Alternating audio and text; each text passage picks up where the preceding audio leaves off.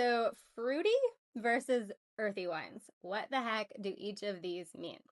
Fruity wines, let's start there. Most wines have some fruit flavors. When I think about a fruity wine, what I'm thinking about is when the wine has so much fruit on it that is the finish. Like that is the last perception that I have of the wine. It ends on fruit. So think ripe fruit, think more of your like ripe stone fruit, maybe tropical fruit. And then your earthy wines, I'm going to split that into two categories of earth. One is organic earth, and this is your like earthy, savory forest floor, like you're walking through the woods and kicking up dirt and leaves.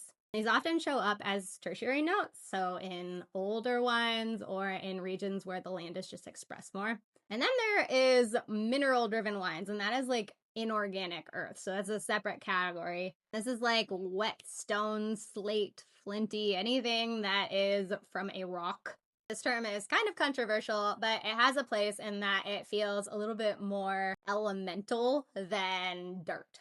These are typically wines that end kind of bright and fresh. It's kind of a nice thing to think about when you're tasting wine because you don't have to pinpoint any specific tasting note. You can just think, does the wine end more on fruit? Does the wine end more on earth?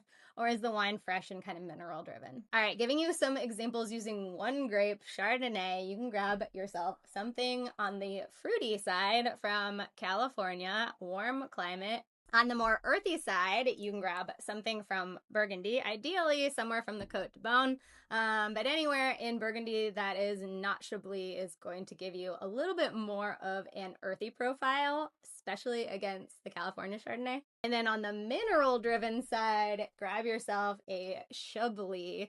This is in northern Burgundy. It is unoaked, and it is meant to reflect the terroir there, which many say gives kind of a chalky or very fresh profile. Fun side-by-side using Chardonnay to give you an idea of fruity, earthy, and mineral-driven with the same variety. Another really fun variety to showcase this is Cabernet Franc. You can grab something on the fruity side from Argentina. Pair that next to a more earth-driven Cabernet Franc, usually a Bordeaux blend from the right bank of Bordeaux. Next to a more mineral-driven Cabernet Franc from Chinon, which oftentimes gives a little bit of graphite minerality. There are a few other examples in the caption. If you have tried this sort of side-by-side, let me know, or what other varieties and regions you might add.